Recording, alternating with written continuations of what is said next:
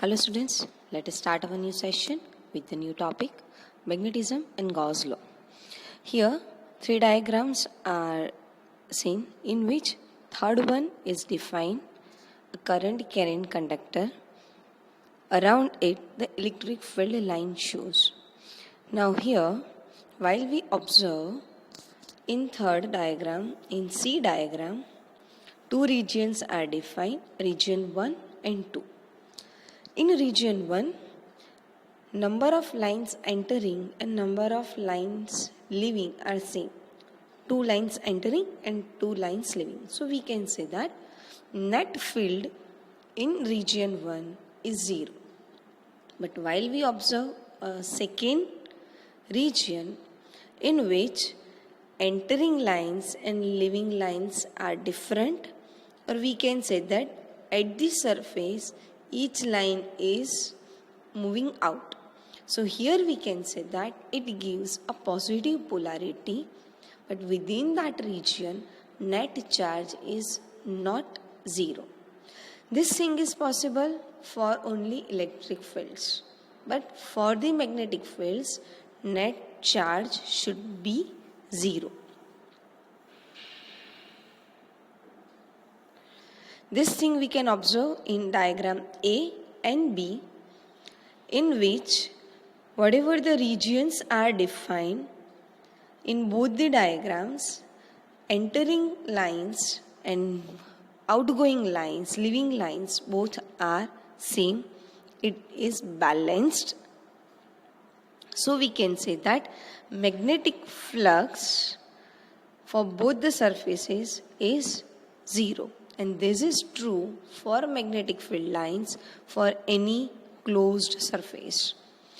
For that, let us take a small vector area defined as a delta S, which is shown in the figure, which has a magnetic field B. So magnetic flux within that delta S region is defined as delta phi B is to B dot delta S. Right? Here delta S is a very small region. If we are taking a number of small regions and we are going to combine it, so my total net flux is phi B is nothing but the addition of the flux produced within that small regions. So all small regions we are consigned. We are going to add its flux, so we can get a total flux over it. Now so we can say that phi B total flux is addition of del phi B of all individual region, that is B dot delta S equals to 0 based on number of lines entering and number of lines leaving from that region is same. So net magnetic field is 0. So my flux is 0. But while we compare it with the electrostatics, so while we apply the closed region, the Gauss law for the electrostatics, for the electric field lines, so Gauss law defines that for the electric field is E dot delta S equal to Q by epsilon 0, where Q is the charge, electric charge within that surface, closed surface. So we can say that electric flux is not 0 in closed surface, but magnetic flux is 0 in the same closed surface. So here we can get the difference between this Gauss law of magnetism and Gauss law of electrostatic is a reflection of the fact that isolated magnetic poles are not existed. For the magnetic field lines or the magnetic poles, single pole is not existed. Means we can say that it must be in terms of dipole or closed current loop. For the electric field, single charge can be possible, either plus Q or minus Q, but for the magnetic field, must be in terms of dipole, both the polarity must be included or closed current loop must be existed. So here we can say that for the magnetic phenomena, arrangement of the dipoles or current loops are necessary, and the net magnetic flux through this closed surface is 0. Let us observe the example for that. As shown in the figure, number of diagrams are given in which magnetic field lines are shown. Now we need to verify that here this magnetic field lines are defined is correct or not. So let us read out the title. Many of the diagrams given in the figure shows a magnetic field lines. Thick lines in the figure wrongly. Put out what is wrong with them. Some of them may describe electrostatic field lines correctly. Point out which ones electrostatic fields or not. So here let us observe the diagram A. Here we can say that here the field lines are coming out from the single point, which is not possible for magnetic field lines. So we can say that here the magnetic field lines are defined, which is wrong, right? It can never emanate from a point.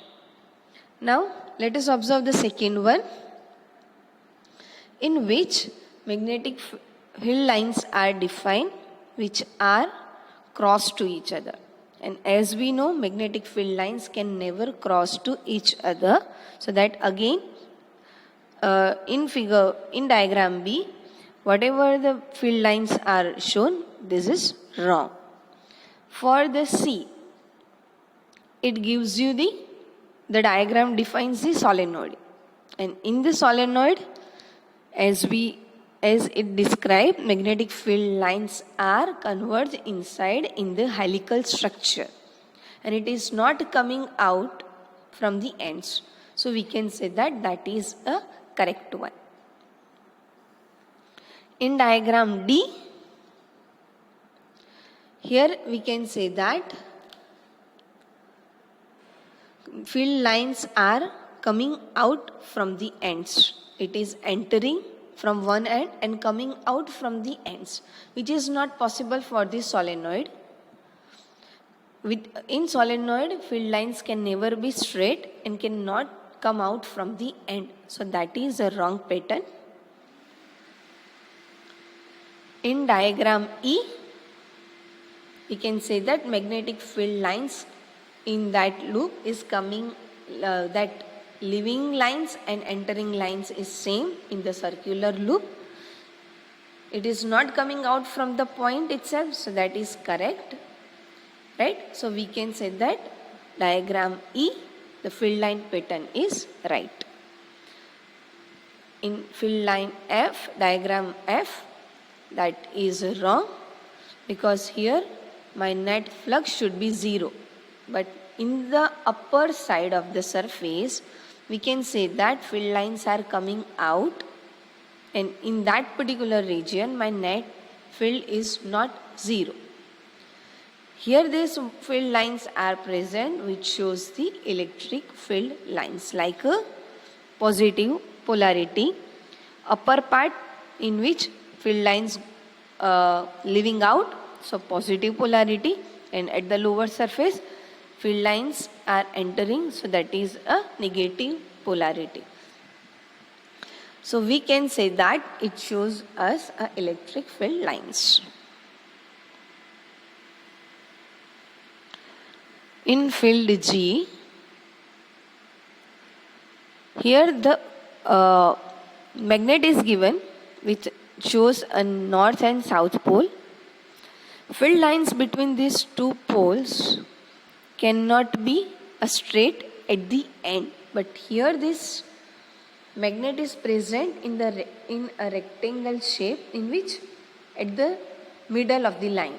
So it shows here the magnetic field lines are straight at the end of the poles, which should not be available. So here we can say that at the end of the surface it shows the straight lines, which is a wrong pattern.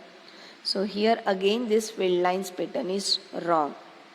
So here the straight lines are showing, we can say this shows electric field lines. Okay. Here the same explanation is given, whatever we have discussed. Let us go through the another example.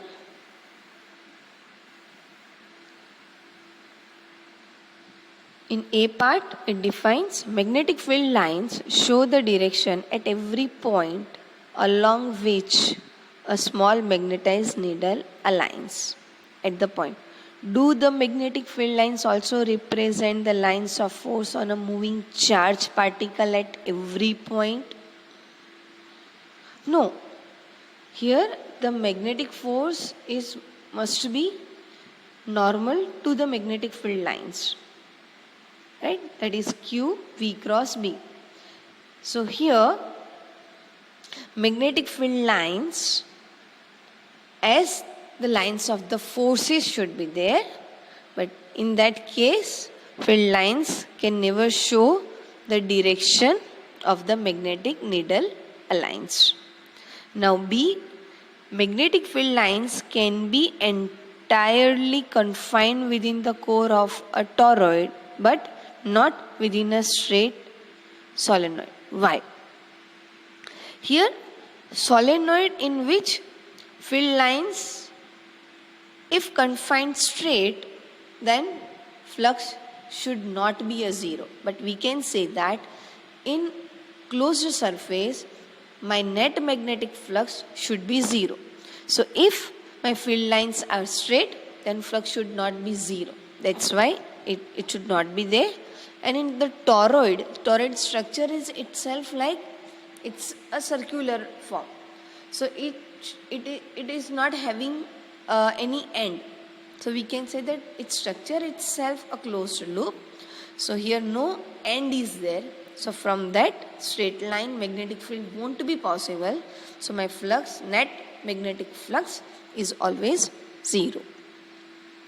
Now see, if magnetic monopoles existed, how Gauss law of magnetism be modified?